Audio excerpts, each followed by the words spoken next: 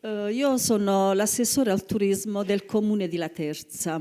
Laterza è in Puglia, provincia di Taranto, nella parte occidentale della provincia, a confine con la Basilicata e quindi con la città di Matera.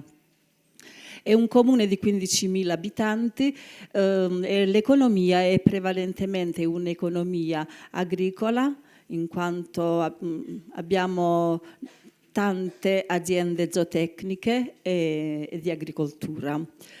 Negli anni passati, con l'amministrazione precedente, ci siamo chiesti a un certo punto come poter far evolvere la nostra economia in concomitanza con la crisi che ha occupato un po' tutta l'Europa occidentale, ma soprattutto la crisi che si stava sviluppando nel nostro territorio per la delocalizzazione di molte imprese e soprattutto per la crisi dell'Ilva.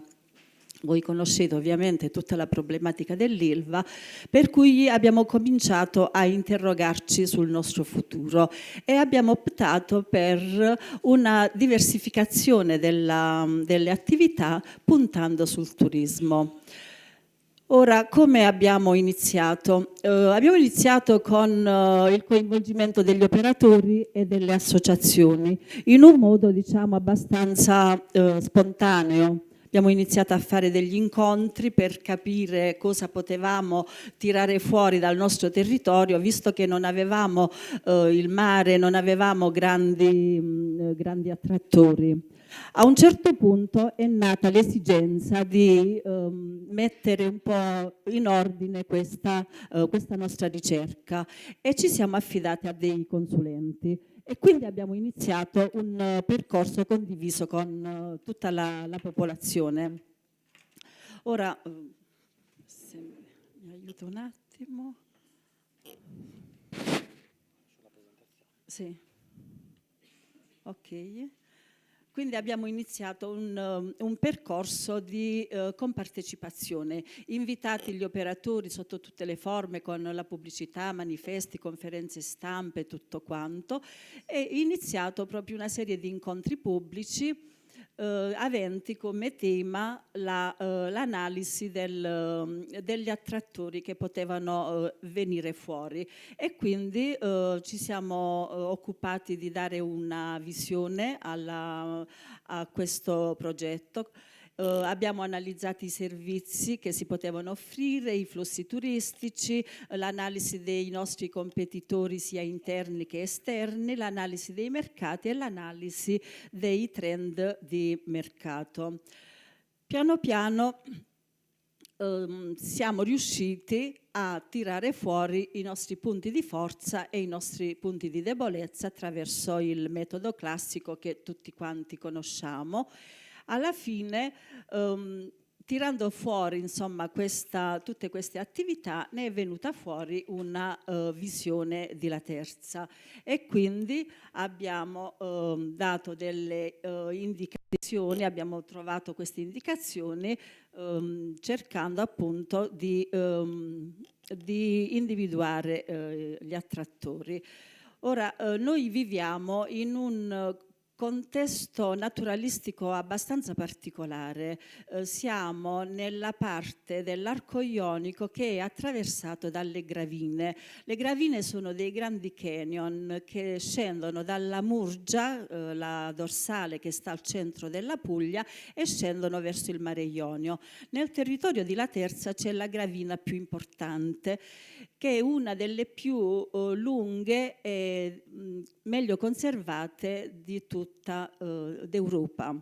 È una gravina lunga 12 chilometri che ha una biodiversità quasi unica, è un'area protetta, è un'area affidata alla Lipu, c'è un'oasi Lipu e in essa vengono fatte anche delle ricerche, dei progetti di recupero, di riproduzione di rapaci rari. Quindi abbiamo puntato su questo, è un bene nostro unico. In questo contesto abbiamo individuato appunto il nostro tipo di turismo naturalistico. Ora in gravina cosa si può fare?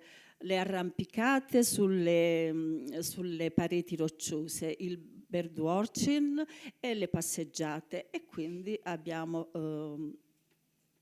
selezionato queste attività.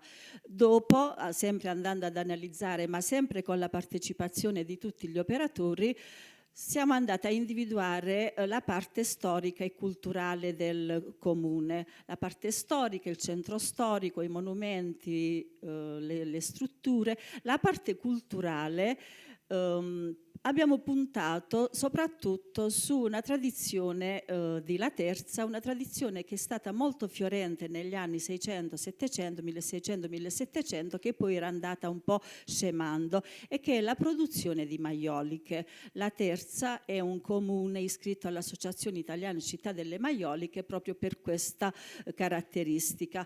Quindi nel frattempo abbiamo aperto un museo cercando di recuperare migliaia di pezzi che erano sparsi in tutto il mondo di nostri manufatti, e intorno al museo poi c'è stata anche una riabilitazione, una riscoperta delle attività esperienziali sulla ceramica.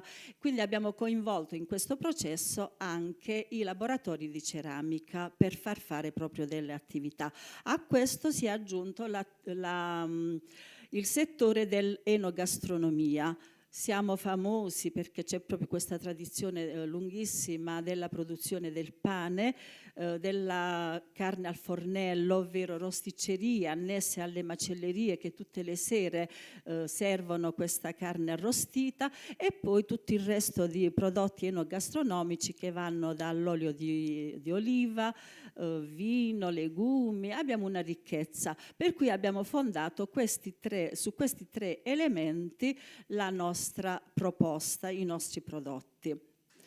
Dopo aver fatto questa progettazione, ma sempre con gli operatori in questi incontri pubblici, ci siamo chiesti come promuovere, come passare alla commercializzazione di questi tre fattori, e quindi sempre con l'aiuto dei consulenti abbiamo chiesto agli operatori di organizzarsi in club di prodotto, quindi mettendo insieme gli operatori che facevano ristorazione e gli operatori che facevano esperienza oppure accoglienza. Quindi abbiamo creato questi due club di prodotto, uno chiamato Slow Discovery, quindi laboratori e strutture ricettive, guide turistiche, agenzie, tutti i servizi che girano intorno al turismo, e l'altro club di prodotto, I Sapori di Laterza. Fatto questo, abbiamo avuto un buon successo, perché gli operatori hanno cominciato a capire veramente che il sistema cominciava a funzionare. Fatta questa organizzazione, poi ci siamo chiesti come commercializzare. Quindi abbiamo creato una brochure con tutte le aziende che partecipano al progetto e con tutte le indicazioni, i riferimenti e soprattutto il prezzo, perché il prezzo è parte integrante del prodotto. Senza prezzo il prodotto è solo una enunciazione. Quindi la brochure che abbiamo presentato alla BIT di Milano negli ultimi 2 anni, al BTM di Lecce, e poi il portale. Il portale racchiude tutta una serie di informazioni che vanno dai club di prodotto, dalle aziende che sono dentro al club di prodotto, e quindi tutte le immagini, gli eventi che fanno, e gli itinerari, le escursioni che si possono svolgere in gravina. Se può scendere, con immagini, anche questi con i percorsi, tutte le indicazioni circa le difficoltà, i tempi, l'abbigliamento, tutte le informazioni, e anche qui i prezzi. E poi le esperienze, quello che dicevamo stamattina del turista che deve fare qualche cosa, il turista con questo sistema, esperienze sull'altro, con questo sistema già sa a priori, prima di partire, che cosa potrà fare alla terza, e quindi esperienze, fattorie didattiche che riescono a far fare degli voli turistici, oppure fattorie didattiche che fanno fare le esperienze sugli asinelli e quindi pet therapy, passeggiate in groppa agli asinelli sia in fattoria che sul ciglio della gravina, oppure laboratori di maiolica che fanno praticamente l'esperienza nei laboratori proprio a torniare l'argilla. Ora, queste sono esperienze veramente che non si dimenticano, indelebili, soprattutto quello dell'argilla è una cosa, insomma, la manipolazione è proprio un'esperienza scioccante e quindi stiamo lavorando in questo modo. Dopo poi ovviamente connesso al portale del turismo abbiamo la pagina Facebook e la pagina Instagram che sono collegate, così come al portale sono collegati tutti i siti degli operatori che hanno fatto parte del club di prodotto. Ora questo club di prodotto ovviamente è un progetto aperto, quindi noi stiamo stimolando altri operatori a entrare e per la verità negli ultimi mesi, da quando si è concretizzata questa attività, diciamo che abbiamo la fila dietro la porta, mentre all'inizio c'era una forma di diffidenza, adesso stanno entrando altri B&B e anche i laboratori dei frantoi che fanno olio extravergine di oliva, che anche loro vogliono offrire questa esperienza nelle loro aziende. Ora questo strumento, il portale, ci ha semplificato molto la comunicazione, perché adesso quando ci presentiamo, quando diamo le informazioni, con il link del portale, con un link noi offriamo tutta l'informazione relativa a tutti i settori che possono interessare il turista. Negli ultimi mesi abbiamo iniziato anche a cambiare approccio verso l'obiettivo, cioè adesso non aspettiamo più il turista, ma stiamo tentando di invitarlo, di mandare loro degli inviti, e l'abbiamo fatto con una lettera di invito, mettendo un po' le caratteristiche di questo nostro progetto. Questa qui abbiamo fatto con questa lettera, con le caratteristiche del progetto, con una comunicazione firmata da me, dal sindaco, in cui diciamo che cosa potete fare alla Terza. Venite alla Terza perché vi faremo fare un'escursione in gravina, il centro storico, la tornitura, i voli turistici, la passeggiata sugli asinelli e la gastronomia. Infine su questa lettera abbiamo mandato delle immagini, perché abbiamo ipotizzato questo pacchetto una specie di portfolio, una specie di cartolina, e quindi inviate delle immagini che possono rendere attrattivo il territorio. Queste le arrampicate e l'enogastronomia. Insieme a queste, parallelamente a questa lettera, che non è sufficiente, è giusto un primo messaggio, stiamo stabilendo dei contatti telefonici o personali con i tour operator. Ora, le difficoltà di tutto questo percorso. La prima difficoltà è stata una difficoltà, diciamo, culturale, perché noi tutti eravamo abituati a parlare di turismo, mentre in sostanza parlavamo di marketing, di promozione. Pensavamo che il turismo fosse fare gli eventi, fare il corteo, oppure scrivere su una pagina di giornale, eccetera. Invertire questa mentalità è stata abbastanza difficile, perché ormai abbiamo scoperto che il turismo significa organizzare la rete turistica, organizzare le imprese, organizzare le accoglienze, organizzare le guide turistiche, organizzare i trasporti, organizzare i taxi dove ci sono gli NCC, come abbiamo fatto, abbiamo istituito anche degli NCC. Quindi abbiamo spostato proprio l'attività su un'attività, diciamo, più pratica e più commerciale. Altra difficoltà che abbiamo incontrato è stato sempre a livello di trasformazione di mentalità, uscire dalla mentalità che l'ente deve solo fare promozione, ma siamo entrati nella mentalità che l'ente deve collaborare strettamente con gli operatori, per cui questo portale, che è un portale di promocommercializzazione, all'interno c'è anche la funzione della prenotazione. Il portale è del comune, quindi proprio comunale, però all'interno c'è la possibilità di prenotare sia le esperienze, i ristoranti e i B&B ovviamente, e tra poco verrà, l'abbiamo solo testato, verrà istituito anche il booking, per cui si potrà fare direttamente la prenotazione sui B&B. Sembrava un po' difficile fare coniugare l'attività pubblica con l'attività privata, ci sembrava proprio una contaminazione istituzionale, però alla fine, ragionandoci e capendo, guardando anche in prospettiva, questo lo abbiamo accettato.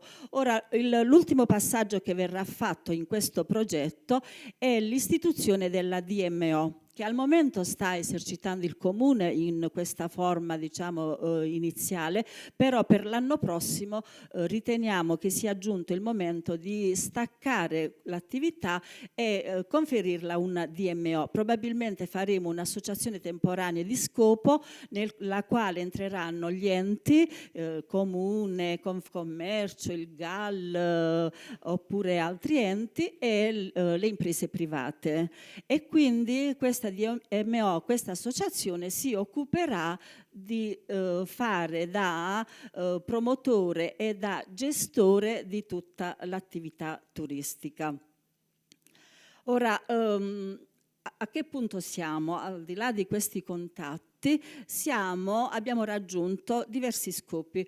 Il primo è stato quello della conoscenza e del riconoscimento reciproco degli operatori. Molti di essi non si conoscevano proprio, invece messi intorno a un tavolo, hanno lavorato insieme, hanno capito che si devono aggregare, anche perché noi abbiamo soltanto B&B, non abbiamo strutture alberghiere, quindi sono tutte piccole aziende a carattere familiare, quasi come un albergo diffuso, anche se ci sono diverse imprese. Quindi loro si sono associate e proprio stasera alle 19 c'è un primo incontro con un tour operator per entrare nei cataloghi dei viaggi, per cui saranno organizzati dei tour aventi proprio la sede alla Terza di settimane, e di là partiranno le escursioni verso Alberobello, Matera, Castel del Monte, eccetera,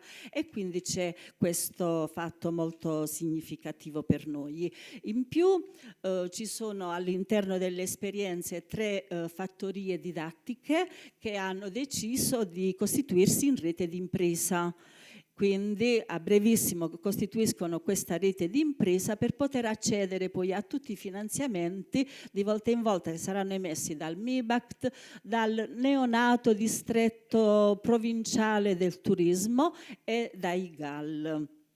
Quindi tutto questo lavoro, che è durato circa 3 anni e che insomma avrà ancora una lavorazione per un altro anno, fino a quando non affrancheremo proprio l'attività dal comune con la DMO, insomma ci porterà a questi risultati per i quali abbiamo lavorato tanti anni.